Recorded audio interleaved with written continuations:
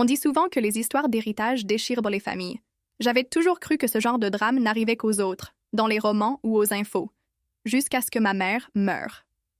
Ce matin-là, la pluie battait contre les vitres du petit salon.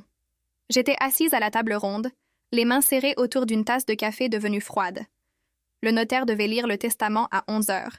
Mon oncle Alain avait insisté pour que tout le monde se retrouve dans son grand appartement parisien, prétextant que c'était plus pratique.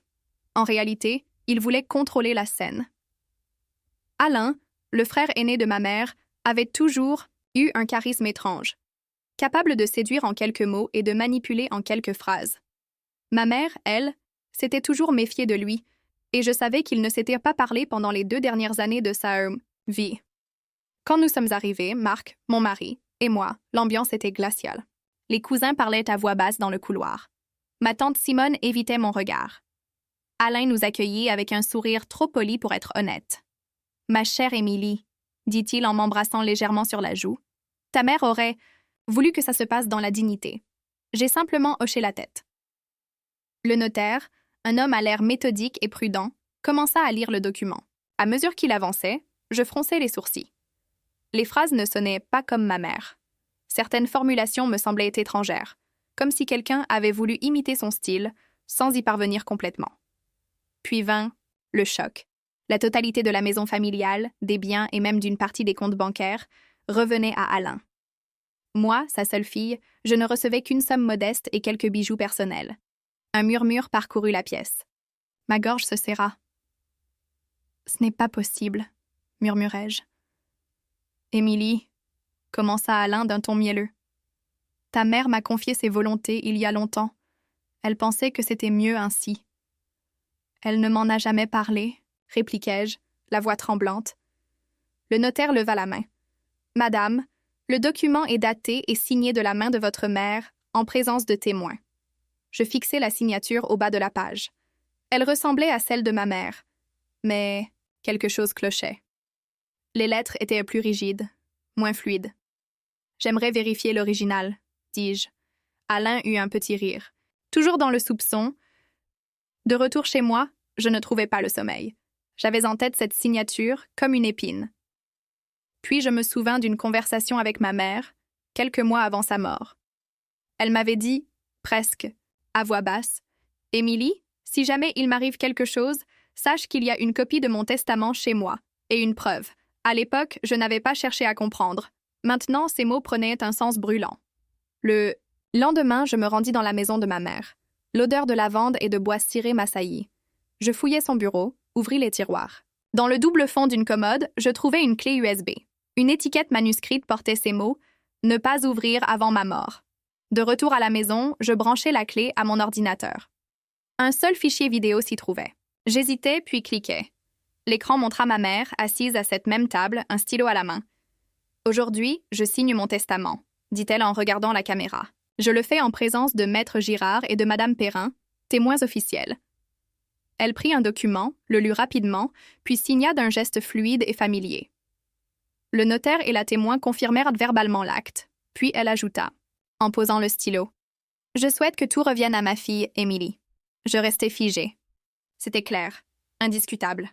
La vidéo montrait la signature originale de ma mère et ses véritables volontés. Marc entra dans la pièce, alerté par mon silence. « C'est quoi ?» Je lui montrai l'écran. Son visage se durcit. Alain a remplacé le testament par un faux. Et il a fait valider sa version par le notaire? Soit il a corrompu quelqu'un, soit il a trouvé un complice. Mon cœur battait à tout rompre. Cette vidéo était une bombe. Mais si je l'utilisais mal, Alain pourrait dire qu'elle avait été falsifiée. Il fallait agir avec méthode. « On commence par quoi ?» demanda Marc. Je réfléchis. « On sécurise la clé USB. On en fait des copies. Et on trouve Maître Girard et Madame Perrin.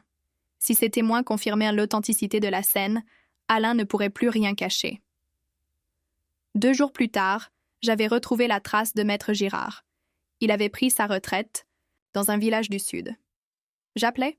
Il accepta de me recevoir. Marc et moi prîmes la route. Girard nous accueillit dans une petite maison au volet vert. Ses yeux s'agrandirent quand je lui montrai la vidéo. « Oui, dit-il. Je me souviens très bien. Votre mère voulait que vous héritiez. C'est ce que j'ai authentifié. Alors comment se fait-il que le testament lu par le notaire dise le contraire? Il secoua la tête. Quelqu'un a remplacé le document original. C'est une fraude. Ces mots, prononcés par un ancien notaire, étaient lourds. Mais il fallait encore le témoignage de Madame Perrin. Je la retrouvais dans un EHPAD vive malgré ses 84 ans. Elle aussi reconnut la scène immédiatement. Oui, c'est votre mère et c'est sa signature. Je peux témoigner. En sortant, je sentis un mélange d'espoir et de peur. Nous avions les preuves et les témoins. Restait à affronter Alain et à comprendre comment il avait pu orchestrer cette substitution sans que personne ne réagisse. Je savais que la suite serait une guerre froide, où chaque mot compterait. Mais j'étais prête. Je n'avais jamais ressenti un mélange aussi étrange d'adrénaline et de colère froide. En quittant l'EHPAD de Madame Perrin, Marc et moi sommes restés un moment dans la voiture, moteur éteint. Il pleuvait légèrement, les gouttes martelèrent le pare-brise. « On a tout », dit Marc. La vidéo, les témoins, et même l'aveu implicite de Girard. Oui. Mais si Alain a réussi à remplacer le testament une fois, il a peut-être aussi préparé sa défense. Il faut être plus malin que lui. J'ouvris mon carnet. J'y notais 3 objectifs. Protéger les preuves, empêcher Alain de détruire ou maquiller d'autres documents. Comprendre comment il a eu accès à l'original. Lendemain, je pris rendez-vous avec Maître Lenoir, un avocat spécialisé dans les affaires de succession et fraude documentaire. Dans son bureau au mur tapissé de dossiers, je déposai la clé USB, les copies et les coordonnées des 2 témoins. Il visionna la vidéo en silence, prenant des notes. Quand l'image se figea sur la signature de ma mère, il leva les yeux. « C'est irréfutable, dit-il, mais il faudra une expertise judiciaire pour écarter toute accusation de montage. » Alain dira que c'est une vidéo trafiquée, soupirai-je. C'est pour ça que nous passerons par un expert agréé près la cour d'appel. En attendant, je vous conseille de ne plus approcher Alain seul. Les gens acculés deviennent imprévisibles. Je hochai la tête. Et pour comprendre, comment il a fait? Lenoir eut un petit sourire. On va le savoir. Si le notaire a agi de bonne foi, il a forcément reçu un document conforme aux formes légales. Mais faux.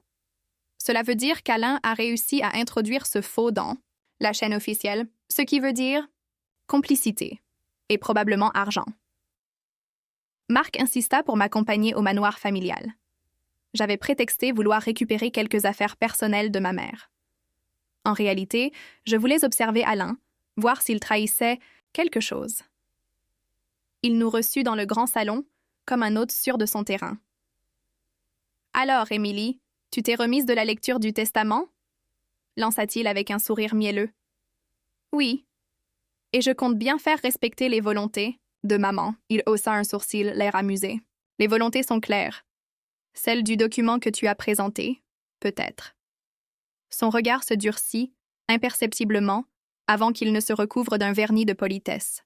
« Je ne sais pas ce que tu insinues. Que maman voulait que j'hérite. Et qu'elle l'a signé devant témoin. » Il éclata d'un rire forcé. « Émilie, tu es fatiguée. Tu te laisses manipuler par tes émotions. » Je le fixai droit dans les yeux. « Non. Cette fois, c'est toi qui es pris au piège. » Son sourire se figea une fraction de seconde. C'était suffisant pour savoir que j'avais touché juste haine repartant. Marc murmura. « Il sait. Oui, et il va réagir. » Et il réagit plus vite que prévu. Le soir même, je reçus un appel anonyme. Une voix masculine, basse, me dit « Laissez tomber, Émilie.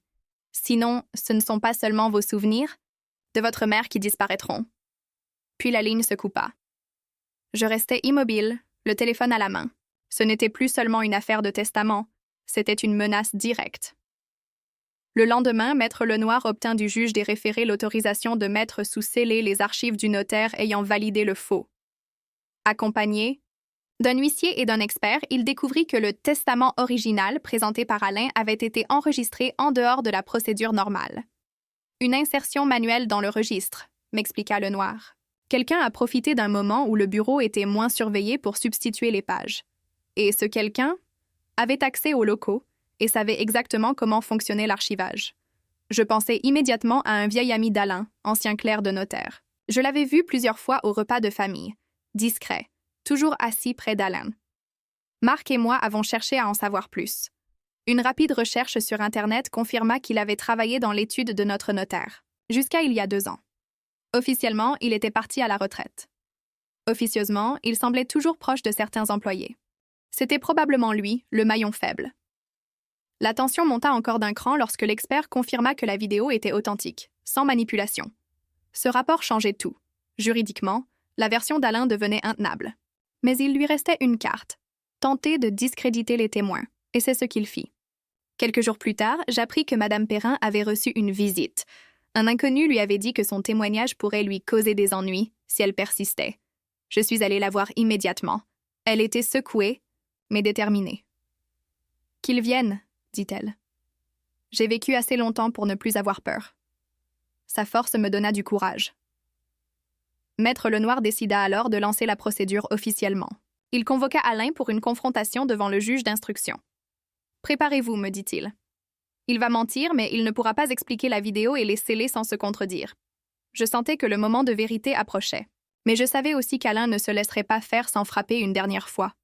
Le palais de justice avait cette odeur minérale de pierre mouillée que la pluie ravive, un parfum de suie et de papier où se mêlent les vies des autres. Je n'avais pas dormi. Marc m'avait préparé un café trop serré, embrassé sur le front, puis il avait glissé sa main dans la mienne jusqu'aux marches. « On y va », dit-il simplement. Je sentais sa présence comme un fil tendu. Si je tombais, il serait là, mais je devais marcher seule. La salle du juge d'instruction n'était pas grandiose. Elle était exacte. Table claire, chaise droite, un écran mural, des prises et des câbles, une fenêtre qui donnait sur une cour où battait un drapeau. Lenoir, avec sa sobriété rassurante, vérifia une dernière fois la clé USB scellée dans un sachet transparent, ses scellés rouges comme une blessure propre. Madame Perrin était là, manteau beige, dos encore droit, Maître Girard aussi, mince, presque diaphane, les yeux étonnamment vifs. En face, Alain. Costume anthracite, cravate marine, un avocat au visage lisse à sa droite. Alain ne me regarda pas tout de suite. Il salua le juge avec cette servilité qu'il confond avec l'élégance. « Nous allons procéder par étapes », dit le juge, voix posée. « Visionnage, questions, puis examen des éléments contradictoires, s'il y en a. » Le greffier prit la clé USB, lut le numéro des scellés à voix haute, les rompit, déposa l'objet comme on pose une pièce à conviction humide. L'écran s'alluma. Le temps se contracta. Le salon de ma mère apparut. La lumière d'un après-midi clair, la nappe écrue, le stylo à plume qu'elle aimait. Elle entra dans le cadre, s'assit. Sa voix, que je n'avais plus entendue de cette façon, pas au téléphone, pas dans la mémoire, mais en face, remplit la pièce. Aujourd'hui, je signe mon testament en présence de maître. Girard et de Madame Perrin. Le silence dans la salle était d'une densité rare. J'ai levé les yeux vers Alain. Une crispation passa sur sa mâchoire. Sa main droite tapotait très légèrement la table, comme si elle cherchait une table, plus habituelle. Ma mère signa. Ce geste que je pouvais refaire yeux fermés, le M qui danse, le E qui file. Puis sa phrase nette. « Je souhaite que tout revienne à ma fille Émilie. » Le juge fit signe de mettre sur pause. « Vous confirmez, maître Girard? »« Oui, monsieur le juge. C'est l'acte que j'ai vu signer. »« Et vous, madame Perrin? »« Oui, monsieur le juge. »« Je l'atteste. » L'avocat d'Alain se pencha en avant. « Nous ne contestons pas l'existence d'une vidéo, dit-il, mais son authenticité. La technologie permet aujourd'hui des trucages d'un réalisme troublant. Nous avons d'ailleurs un élément à produire. » Lenoir sourit à peine. Avant les éléments de science-fiction, peut-être faut-il entendre l'expert du parquet. Le juge hocha la tête. Un homme aux lunettes rondes, costume froissé, s'avança. J'ai procédé à une analyse forensique. Métadonnées cohérentes, absence de coupes anormales, horodatage concordant avec l'horloge interne de l'appareil. J'ai aussi comparé le bruit de fonte électrique. Chaque appareil a une signature. Il est stable sur toute la durée. Enfin, j'ai isolé le flux audio ambiant. On entend, très faiblement, la radio allumée dans la pièce d'à côté. Le flash info mentionne un résultat de football et le bulletin météo d'un jour précis. Nous avons recoupé. C'est le 20 mars de l'année du décès à 15 heures. Le fichier est authentique. L'avocat d'Alain ne s'y a pas. Nous produisons néanmoins, à titre contradictoire, une vidéo où Madame... Il consulta ses notes. Madame Martin-Mère revient sur ses dispositions. Le greffier prit une autre clé, scellée par la défense. L'écran afficha un salon qui se voulait le même, une lumière proche, la voix de ma mère. Non, un timbre qui prétendait être le sien. Elle disait « Je révoque le précédent document. Je confie la maison à mon frère. » Il y eut, dans mon ventre, une seconde de peur brute. Puis l'expert tout sauta. « Monsieur le juge, si je puis me permettre, les artefacts de compression ici sont typiques d'un modèle génératif. Les micro-mouvements du visage sont incohérents. Il n'y a pas de clignement sur 7 secondes, puis trop. L'ombre portée du stylo ne suit pas le trait. Et surtout, l'horloge murale affiche 14h63. Un silence. 14h63, répéta-t-il. Ce n'est pas une heure. Quelque chose se détendit en moi, presque un rire. Alain fixa l'écran comme si la pendule allait s'excuser. Revenons à la première vidéo, dit le juge. Nous allons reprendre au ralenti. Monsieur l'expert, vous disiez avoir isolé des éléments ambiants? Oui, et... Il zooma, image granuleuse, patiente. Il y a un détail. Là, dans le reflet du cadre, derrière madame.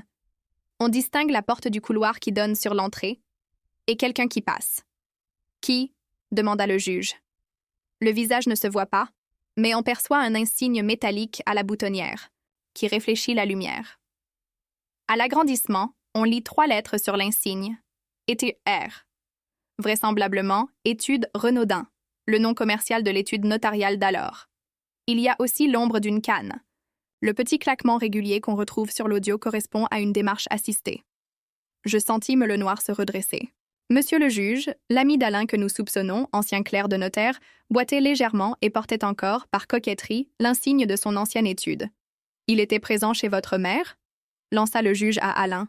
Je ne sais pas, balbutia Alain. Beaucoup de gens passaient chez elle, pendant un testament filmé? Vous avez une explication? Le masque d'Alain glissa d'1 millimètre. Il se recomposa. Je ne peux pas contrôler qui entre et sort des maisons des autres, dit-il enfin. Le juge nota impassible. Nous vérifierons sur les agendas les bornages téléphoniques. Continuez, monsieur l'expert, l'homme aux lunettes. Fit courir la vidéo image par image. Ma mère posait le stylo, souriait légèrement, puis nous n'avions jamais vu cette portion-là. Un micro-geste où elle regarde vers la caméra, presque maladroit. L'image se pixelisa, reprit.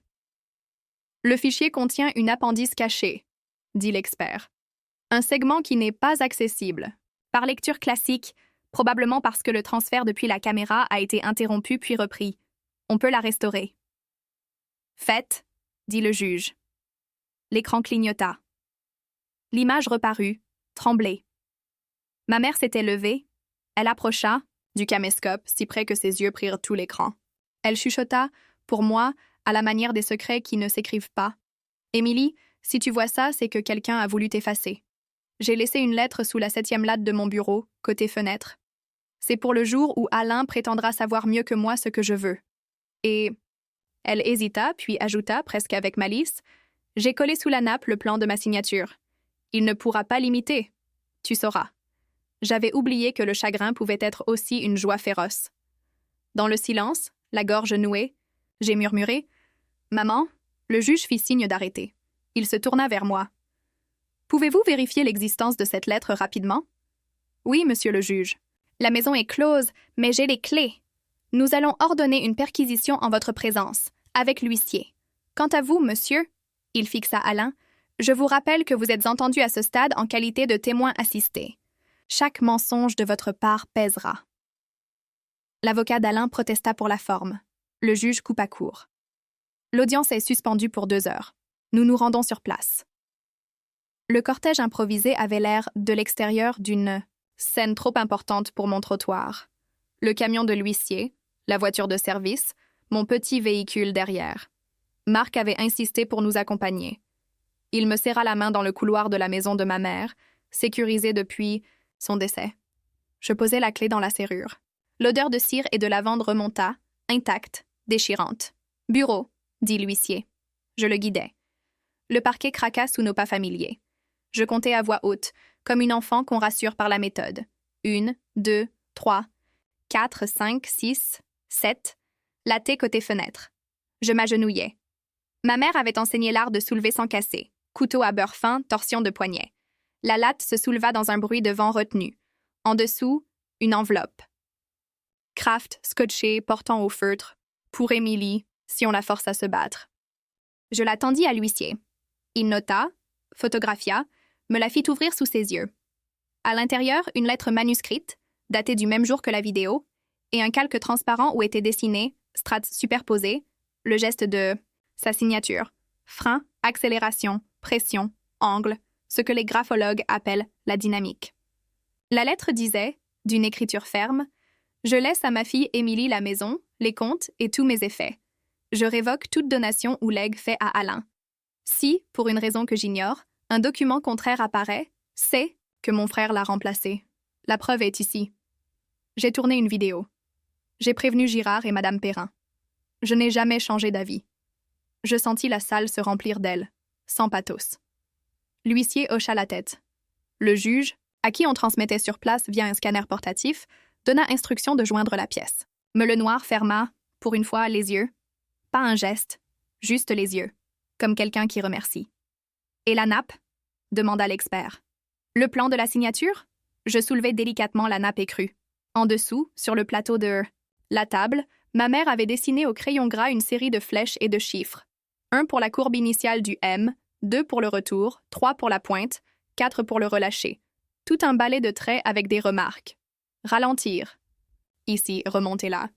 À côté, un petit mot. Pour toi, Émilie, et pour celui qui voudra faire croire que sa main est la mienne. L'expert photographia, radieux, une pédagogie en acte, une bombe douce.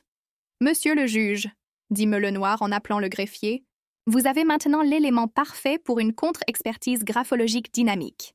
La signature vivante contre un faux mort.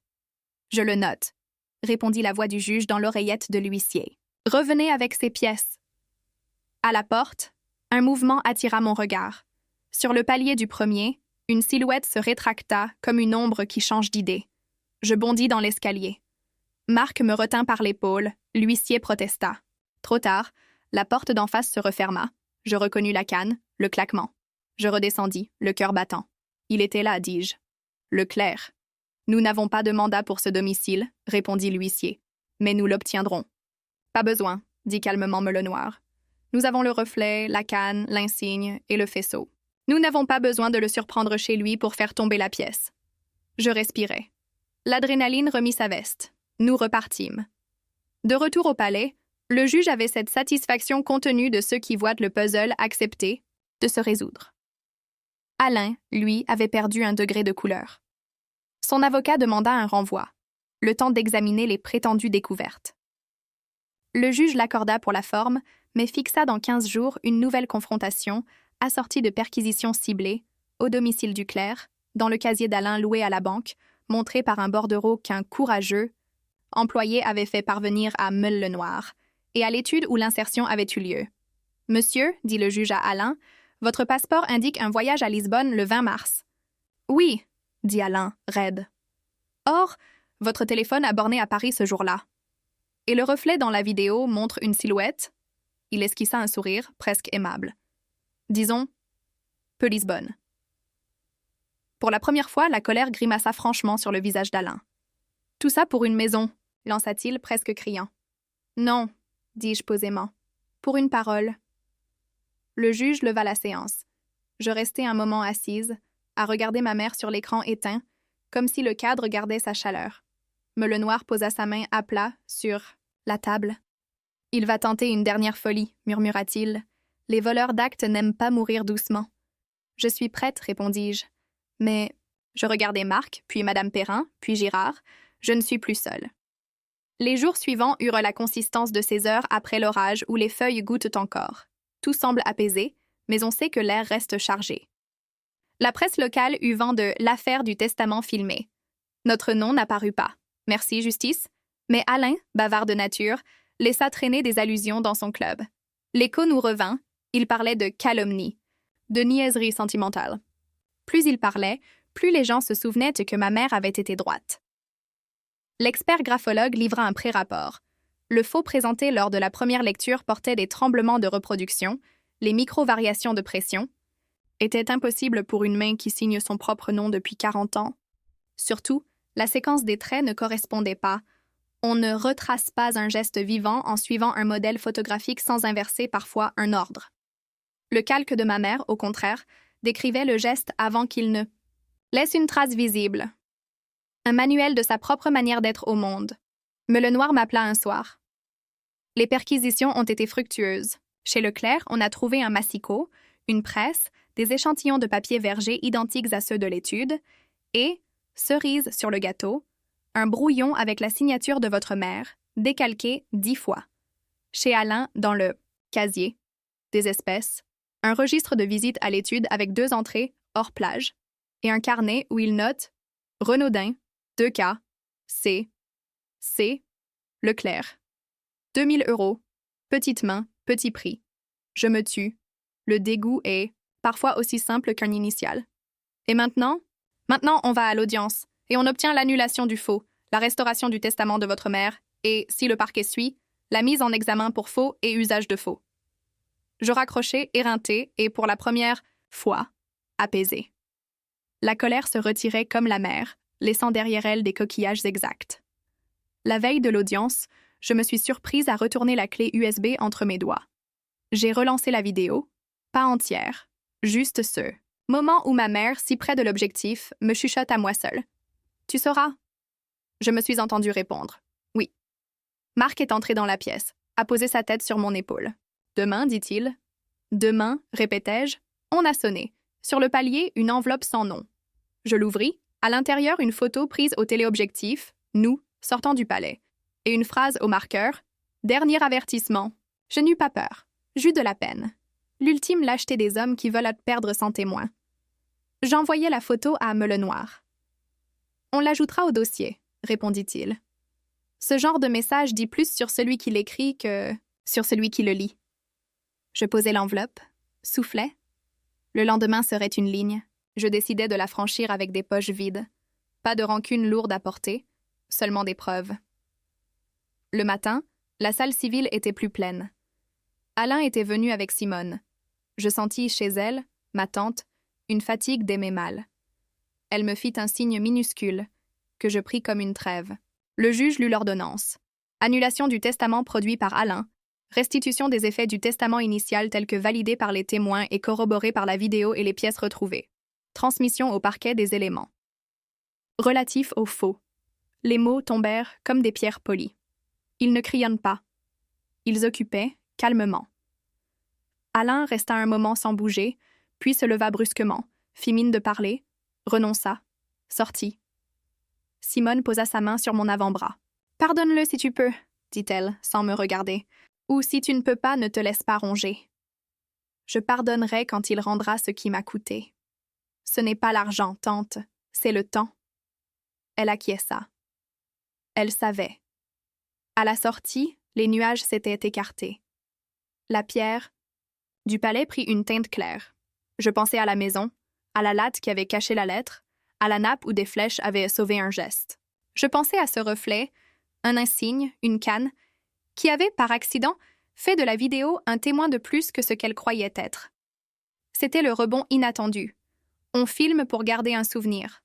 On garde aussi parfois l'ombre de celui qui viendra tenter de l'effacer. Le téléphone vibra. Un message de Melenoir. Le parquet ouvre l'information pour faux et usage de faux.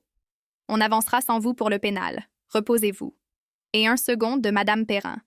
Votre mère serait fière. Je répondis à l'une, puis à l'autre. Puis j'écrivis à moi-même, dans mon carnet. La vérité est un montage quand on la coupe.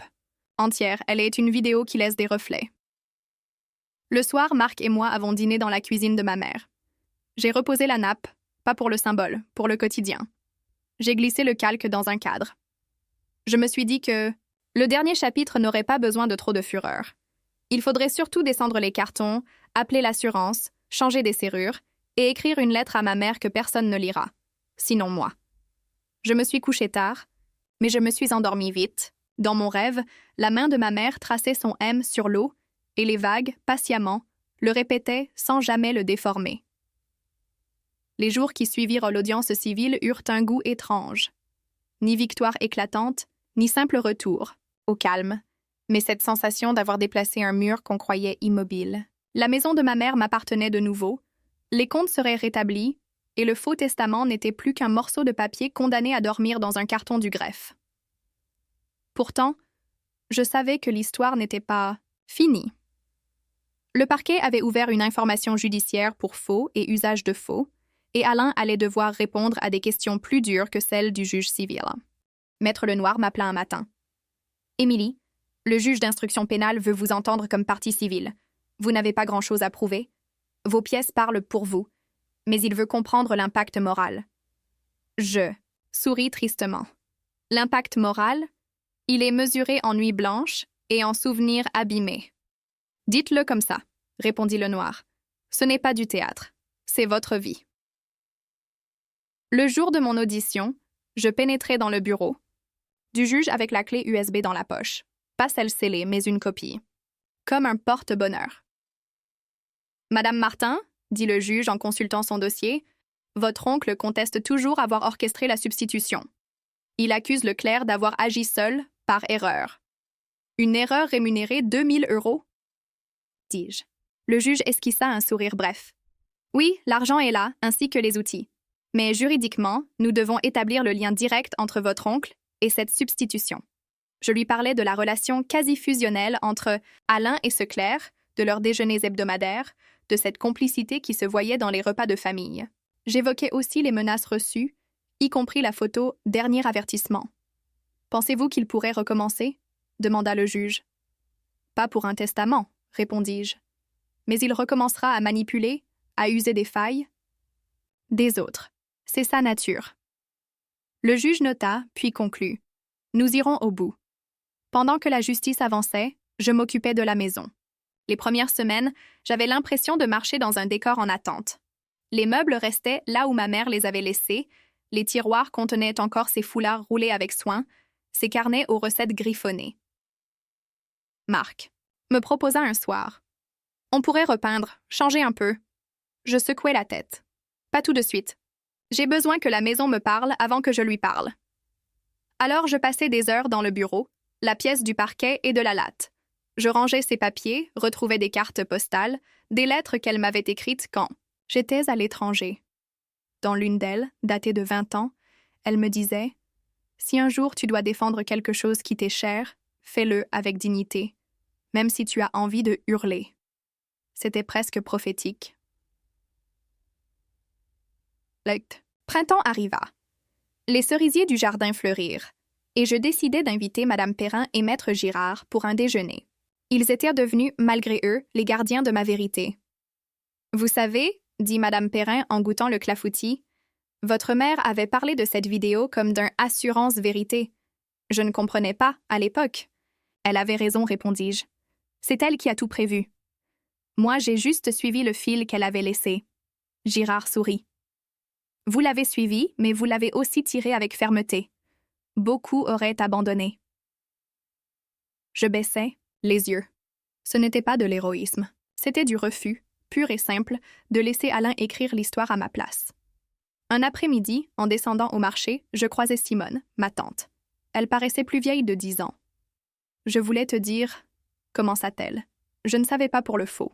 Je croyais qu'Alain disait vrai. « Je sais, tante, il sait convaincre.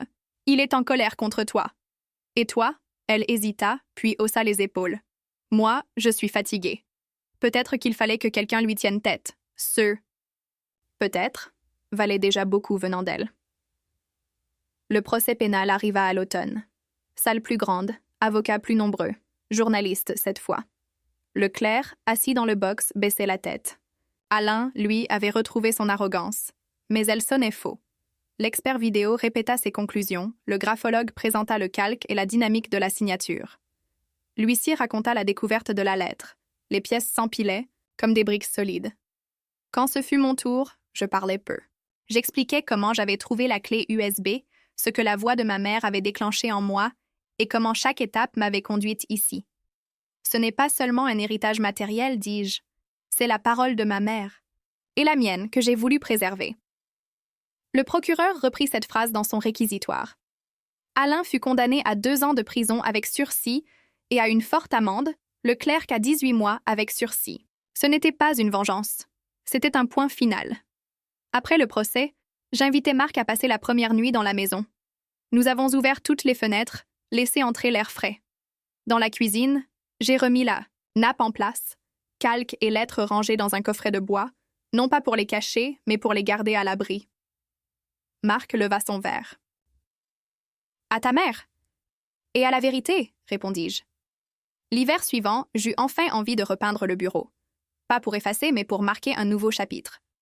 En démontant une vieille étagère, je trouvais, coincée derrière, une petite boîte en métal. À l'intérieur, un stylo à plume identique à celui de la vidéo et un mot griffonné. « Si tu lis ceci, c'est que tu as trouvé ta voie. » Je souris. Peut-être que tout ce combat, c'était aussi ça. Trouver ma voie. Aujourd'hui, la maison vit. Les amis viennent dîner. Le jardin reprend ses couleurs. Alain ne m'a plus jamais adressé la parole, et ça me va. Je sais qu'au fond, il a perdu plus qu'une maison. Il a perdu la possibilité de réécrire notre histoire. Moi, je garde la mienne, entière, avec ses ombres et ses reflets. Et chaque fois que je signe un document, je sens presque la main de ma mère guider la mienne, comme pour me dire « Voilà, tu sais,